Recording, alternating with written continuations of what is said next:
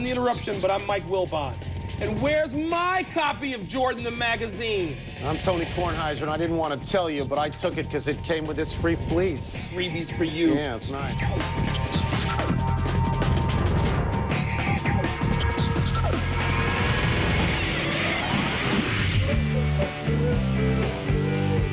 Welcome to PTI, and the headlines today: the Vikings hire a new coach, the 76ers are having issues, and Michael Jordan puts his name on a magazine. Our lead stories today have to do with football as the playoffs approach. Remember that rumor that Tony Dungy would be out in Tampa Bay and would end up coaching the Vikings? Well, we don't know what's going to happen in Tampa Bay, but the Vikings' job is spoken for. Minnesota today gave Mike Tice a 3-year contract to replace the fired Denny Green. Michael, you covered Tice in college. What can you tell us about him? I can tell you he had a weird college and then pro career because he played quarterback at 6'7" for the University of Maryland under Jerry Claiborne. In the pros, he played tight end. And in the pros, as a professional, after that, he coached the offensive line. This is a guy who knows all about offensive football, and I suspect knows every position on the field. Cerebral guy, stayed in the league, not necessarily on physical talent, but what he knew. And yet elevated not as a coordinator because the coordinators were fired, and elevated from the ranks of basically the anonymous assistants. There are 12 to 15 guys on every team, and you have no idea who they are. Is this guy a good choice? But we had idea who he is. Here's why. Because Dennis Green and Brian Billick, among others, would say, you know what? Mike Tice can coach. He knows what he's doing. They would tell you this. So he wasn't anonymous, Tony, and other people in other organizations know this. Is a team in enormous upheaval. Yep. Chris Carter's going to leave. Randy Moss. What are you going to do with Randy Moss? We just don't know at this point. We have to find out. All right. Remember when Denny Green was fired and he said, quote, "You can find me on the high road," close quote? Well, the high road is going to lead to a low creek because Green is going fishing. Now, we expected him to take a TV job, and he did. But Green says he will be a regular on Pac's TV fishing show, FLW Outdoors.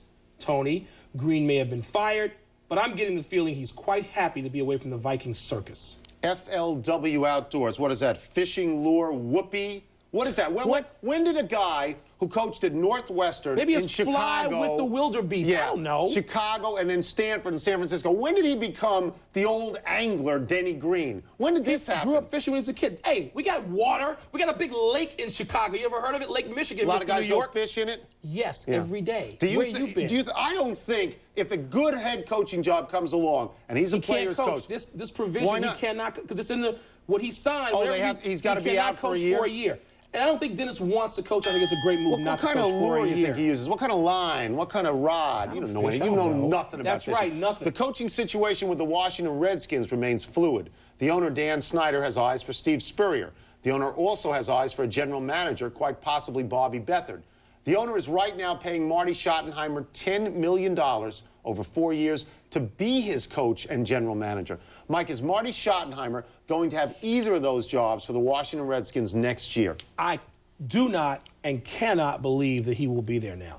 Tony, it's been a week almost since the last regular season game. If Dan Snyder wanted Marty Schottenheimer to be here, he had plenty of time now to come out and say, you know what, this is my coach, this is my GM, we'll keep him. And we know about the flirtations with Steve Spurrier. We know that. We also know that Bobby Beathard, if he hasn't expressed any interest, he hasn't come out and said, no, I'm not interested. We in the Washington Post have reported this. Every day, this paper, the Washington Post, Mark Maskey has another story about how Snyder is moving away from Schottenheimer. If you're Schottenheimer, you finished 8-3, you are a solid, long-time professional coach. You must be going out of your mind here, right? You're not going out of your mind because you know and I know how secure Marty is with who he is. He's got a brother and a son on that staff. At some point, you have to say, you know what, whether you fire me or not, I've got to allow these people, and all those coaches are his people. Okay? Is this so justifiable? Move on and find jobs. Do you believe that it's justifiable to change general managers and say to Marty Schottenheimer, anything's justifiable when you pay the contract off, anything's justifiable. Is it a wise move? I don't know. To start over again for the Redskins? I wouldn't. I've written that. But apparently it's going to happen. Tony, did you hear the Allen Iverson story? Iverson's remarks following last night's 102-91 loss to Orlando. Like the rest of the league, Iverson has now observed they don't have a championship quality defense anymore.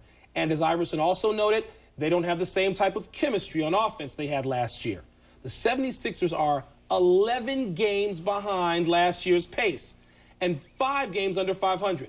I believe your boy and former camp counselor Larry Brown is still in charge. What's not happening in Philly right now? Too many of the players that made the 76ers great last year are gone. George Lynch is gone, McCullough is gone, Geiger is gone, Tyrone Hill is gone. A lot of guys are gone. Who traded him? Who got rid of him? Who made him gone? Larry Brown did this. Larry Brown has always turned away from being in love with the players he has and tried to make something new happen. What was special about that team last year, and some guys are there, McKee is still there and Snow is still there, everybody sublimated themselves to Allen Iverson. They understood Iverson was a star. If he took 40 shots and made 9, they lived with it. They made Iverson the star. This year with Derek Coleman, other people, they don't know how that works. And Iverson is right. The same chemistry isn't there right now. Larry knew this. Larry knew you had to have a certain kind of player to put himself in the background. He had him and then got rid of him and went out to get new guys.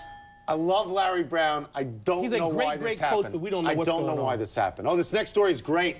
It combines journalism and ego, my favorite things. Wilbon, your boy Michael Jordan is getting his own magazine, courtesy of Nike, which will foot the bill for publication and distribution. Like Oprah has O and Rosie O'Donnell has Rosie, Jordan now has Jordan, aimed at young men between 16 and 21. And I guess that means you won't be reading it because it won't have women in negligees. Oh, and 18-year-old boys, they wouldn't be interested in that now, would they? But you don't market it that way to them. You know what? Who's More going to edit important this? than reading Ahmad it, maybe Rashad? you'll be editing it. Maybe you'll be writing for it. I'm not going to write for it. You don't want some freelance assignments? You don't want to work for publisher Jordan? Is he going to make me take that cologne as payment? No, I don't want the cologne. No, I don't want that. Is this what we need, a Jordan magazine with Jordan gear, Jordan this, Jordan that? You don't fly. Don't we need PTI gear? Yeah, we do. I like that, PTI magazine. You don't travel. You don't go to the airports and go into a newsstand and see 800 magazines. So you know what? Everybody has their own personal magazine. You're big enough. Yours, pal. Will you write for it? For the right Where's that price? doll? For the right price? And you will too. No, I won't. Last week, when this 13-year-old boy, I think his name is Jai On, shot a course record 65 in New Zealand, most of us figured this has got to be a fluke. He's a kid. But today, the same kid went out and shot even par 71, one stroke worse than Tiger Woods in the New Zealand Open. Why aren't people asking this kid for his birth certificate? You think he's Danny Almonte? There's no age qualification. Age doesn't matter. Doesn't mean anything. But isn't it shocking to you? Seriously. Shocking? 13? Oh, yeah. My kid's 15. He's a pretty good golfer. He's not a sniff of par. What does this mean? This kid shot 65 to qualify. Maybe we're looking in all the wrong places for the next Tiger Woods. New Zealand has players. Grant Waite came out of New Zealand. Michael Campbell's from New Zealand. This a place has players. Yeah. A kid anywhere in the world shoots 65. This is a big deal. Kid is 71. He's also apparently nearly 6 feet tall. Jai On. Apparently, we better get used to saying this name. What about high school? What about... We talk about college. This kid isn't even in high school. He's not going to do that. They don't got schools in New Zealand? He doesn't have to go. He's shooting 71. Laws? Not New Zealand. Not the same laws. About sheep.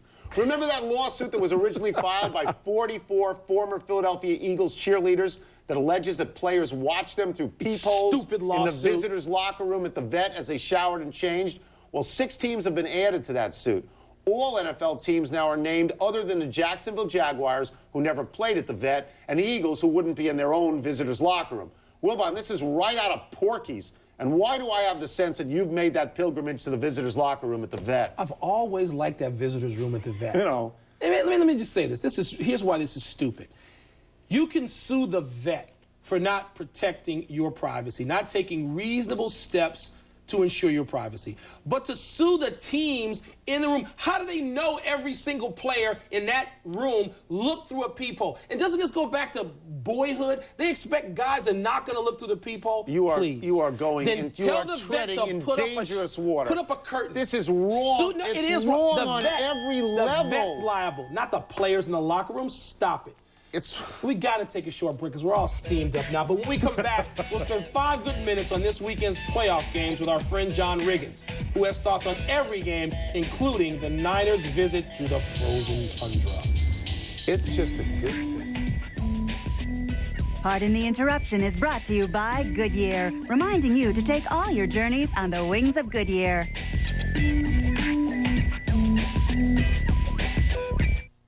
It's 3:30. We're going to be late. Grandpa, it's storming outside. But It's the 15th anniversary of The Drive, 9 p.m. Sunday, only on ESPN Classic.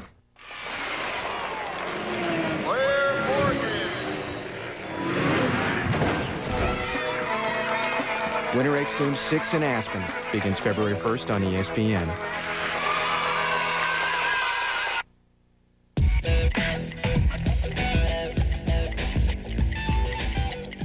We're going to spend the next 5 good minutes discussing the weekend's playoff games with Hall of Fame running back John Riggins.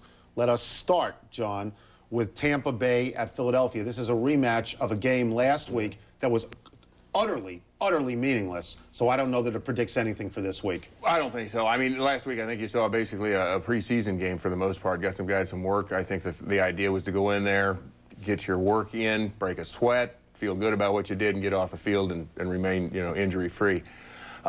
This is one of those games where you look at it and you almost see 2 identical teams, I think. It's where one plays in the north and one plays in the south, and maybe that'll be a factor depending on the weather, because so far I don't believe in those kinds of things. But let's face it, they've never won a game, Tampa Bay that is, when the weather, I guess when the temperature is below 40 degrees, it's something like that.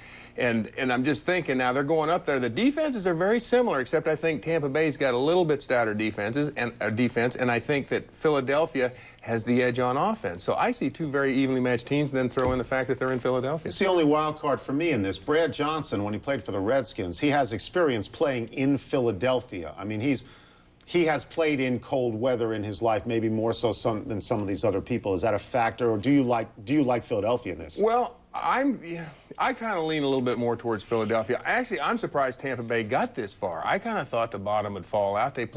This team is truly a mystery. These guys say they want to play for Tony Dungy, and they go out and they fill their helmets every week.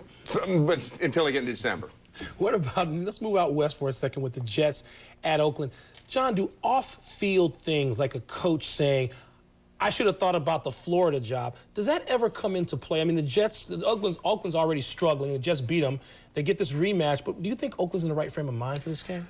I think so. But God, there's another team. Lost 4 out of their last 6. And, once again, you look at it and go, how's this happening? And because you look at John Gruden, he's had such a great run out there in Oakland. And how's he let his team slide into this morass that they seem to be in? But at the same time, the Jets, I think it was since 1962, that's the first time they've beaten Oakland out there on California soil. And now they're going to have to go back out and do it again a week later. I think that's a lot to ask out of the Jets. You don't know, though, with the Jets. Do they feel like, we made it, or we've just arrived and we're going someplace? And, the one factor here that scares me is Vinny Testaverde. The game before last against Buffalo, the way he finished that game, you just shake your head going. So that's a hesitant vote for Oakland in that game. I think I have to go with Oakland in that game. Let's get to the game that I think is the best one on the board. It's a Sunday game, San Francisco at Green Bay. There's been controversy over Brett Favre and Michael Strahan. Wilbon, you thought that would affect the Packers negatively this week. I think that's a mountain out of a molehill. The players and the coaches seem to be upset with Favre, not the media. I just can't imagine that as any play. Do you think? Well, I don't think so, because I think they'll put that behind them. I think that they're in the playoffs, and that's what, that's Sherman's responsibility, to tell the guys that, hey, look, we're in the playoffs. This is what we set out to do in August or July when we got here, is to make the playoffs. We're here. We got a great shot to get in the Super Bowl. Let's put this behind us. We'll deal with this in the offseason. You like Green Bay at home. They never lose at home, and San Francisco has not been a good road team this year. And I also think San Francisco, as they say in the aviation industry, if you're a beginning pilot, they're losing their lift. They've lost airspeed, and I think they're coming back down to ground. They whooped the heck out of New Orleans last week. But the couple games before that, they did not look good at all. And I think that they finally went as far as they can. We got about a minute left to hit this last game. Down in Miami, Baltimore, Miami. I thought Baltimore was ready to get into the playoffs and roll, starting with that Vikings game. They barely beat the Vikings. How do you see Baltimore right now? Well, I like Baltimore in this game because I just don't think Miami, I think they're a team that's basically put together with baling wire and chewing gum. I mean, with Jay Fiedler, I don't think that they're really going to go that far, particularly going up against the Baltimore defense. You got to believe, that Ray Lewis has got to be ready to play on Sunday, and he will get the rest of the defense ready. I don't think Miami's going to score many points, and I think that they'll maybe make some mistakes and that the Baltimore offense will capitalize. Good record at home, though, Miami this year. 7-1. Good record at home. That doesn't. I tell you, in a game like this, you got the Super Bowl champions coming in there, and Billick, pretty clever. I saw in the paper today. He gives these guys a whole itinerary through the Super Bowl. That's a very positive sign. Makes guys feel like, hey, yeah, we belong here. Not ending on a note where Billick just got praise. I knew you like it, Tony. Thank you, John. We're going to take a quick break. When we come back, we'll play Food Chain with the AFC playoff contenders, including the New England Patriots, led by my boy Tom Brady.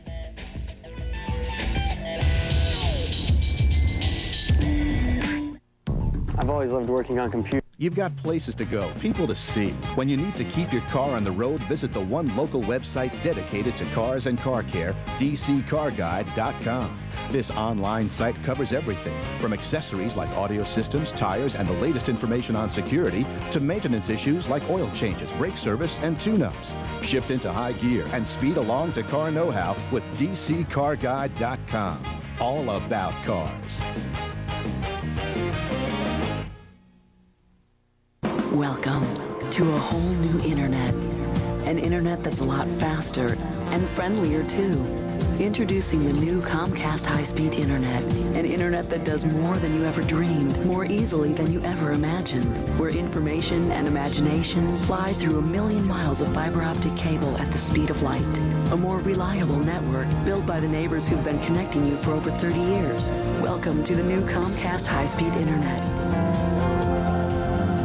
Like a gorilla protecting the nest. Buzzy. Coming off their first loss, Duke looks to rebound against the Jackets. Big time player, my friend. Georgia Tech, Duke at 9, tonight on ESPN.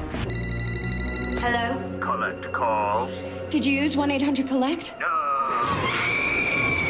1-800-COLLECT presents Ava Save-A-Lot, starring in the most horrifying movie ever. I know you're not calling me with 1-800-COLLECT. What kind of twisted mind wouldn't want me to save a buck or two? It's so easy. What a nightmare. 1-800-COLLECT. Save a buck or two. Double up with Taco Bell's Crunchy Taco and Bean Burrito for 98 cents. Now with tastier beef, heartier beans, and softer tortillas. And together at just 98 cents, your taste buds will be twice as happy. For a tasty deal, think outside the bun.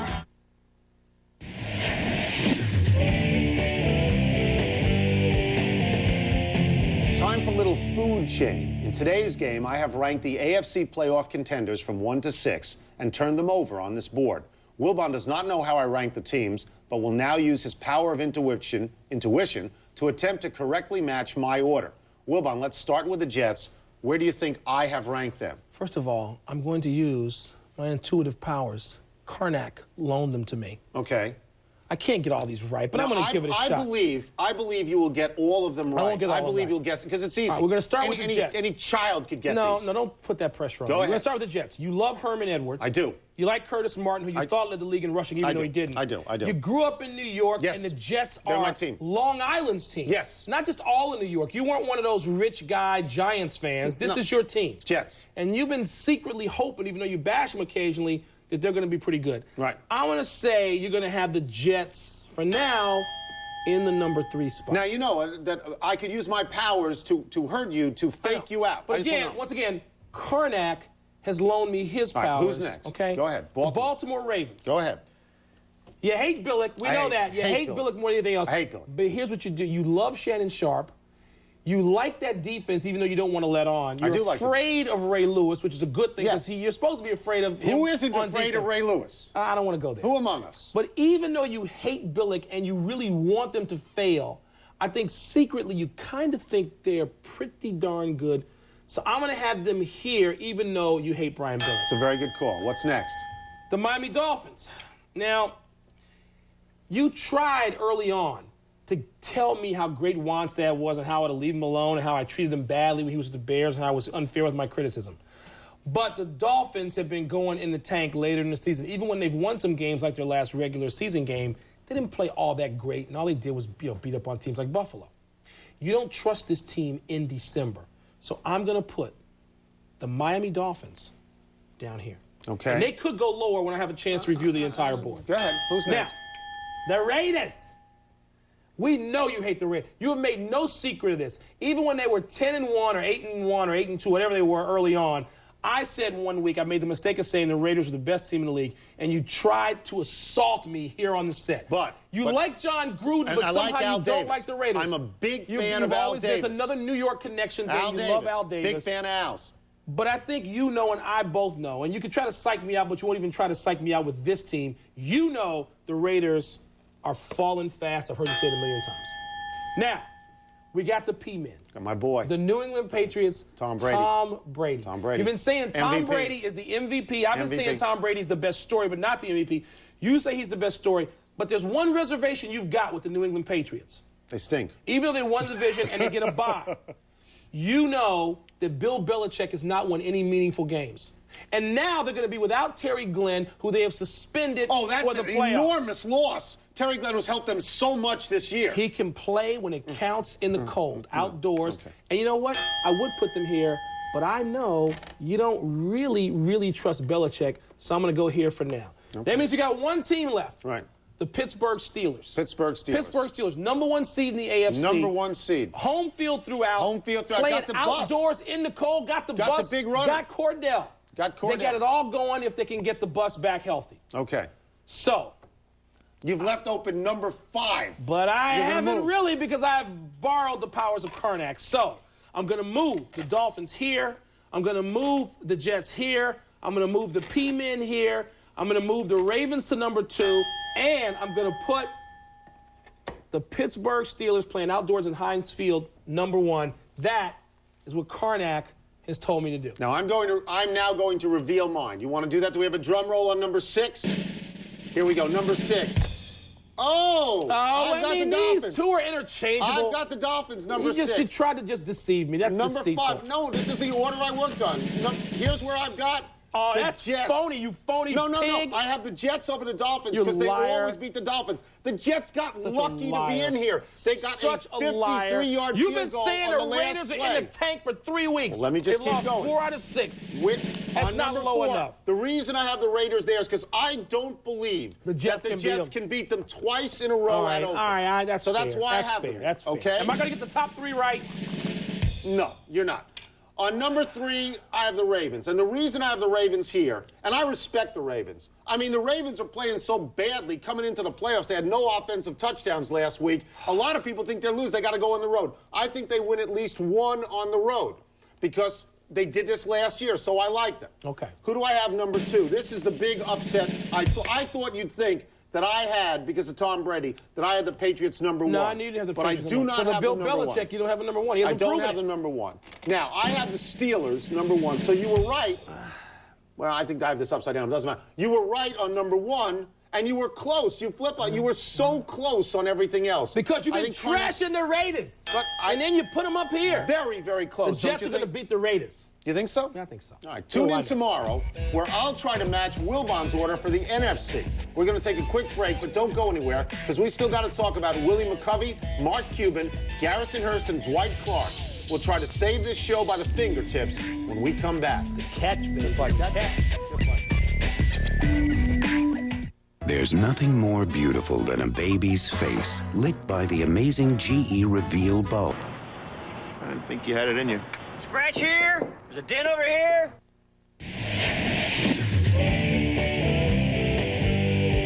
Time to send out our happies on the day. Happy 64th birthday, Willie McCovey. He was the favorite of San Francisco fans, not Willie Mays, because when the team moved, they thought of Mays as a New Yorker. Hit 521 homers, had a great hairpiece. You'll notice it is McCovey Cove. It's not Mays Cove. That's it's not stupid. Cepeda He Cove. was a New York guy. What is that? They held it against Willie Mays? Yes, when they moved out there. Those particular fans were idiots. Happy anniversary, Dwight Clark. On this day in 1982, you made the catch on a ball thrown by Joe Montana to beat the Dallas Cowboys and win the NFC Championship. This play, star following Jerry Kramer, the Immaculate Reception, Alan Amici in the snow. They're the most famous plays. Happy trails to CNN SI. AOL Time Warner announced the network will be shuttered this fall, assuming a deal to feature NBA programming goes through. Sad for those guys, but good for us. Maybe we can get Peter King and Frank DeFord on the show now. That's right. And guys like Phil Taylor, Jack McCallum, Rick Riley, Scott Price. That would be a good thing. Statboy says there are no errors of great significance in tonight's show, so we're done with Statboy. We are running out of time here, but we have a bunch more stories to talk about. Why don't we go to the big finish? Let's Ready? go. Dairy Queen has responded to Mark Cuban, that hosehead. They've invited him to spend a day in a DQ. What is your favorite ice cream? You don't want to hear this. It's vanilla. Why would I not want to hear that? Because it's not exciting, it's not sexy, it's not thrilling? That's right. Garrison Hurst. Vanilla. Garrison Hurst of the 49ers wins the Comeback Player of the Year. What's the worst injury you ever had to come back from? I had enormous emotional trauma when you called me an idiot the other day, and yet I have come back. Jeff Van Gundy, your boy, did color last night for an NBA game. What'd you hear about it? I heard he stunk. You did not. Yeah, I did. You did. And even if I had heard the opposite, I'd still say he stunk. Ridiculous. Todd Eldridge and Tim Goebel, his stupid skating story, are tied heading into the free skate portion of the U.S. Nationals. Break it down, TK. I thought that Michael Weiss was going to do well. I guess I'm wrong. You don't know any of this I junk. do. The WNBA Washington Mystics want to hire Pat Summitt as a consultant. Should she go into pro ball? Yes, she's been there and done that in college ball at Tennessee. As a consultant? Bigger stage. Be a Then coach. coach and Be a GM coach. next year. Be a coach. We're out of time. We'll do better the next time. I'm Tony Kornheiser. And I'm Mike Wilbon. Good night. Don't sit in a booth. Pardon the Interruption is a presentation of ESPN, the worldwide leader in sports. For up-to-the-minute scores and statistics, log on to ESPN.com.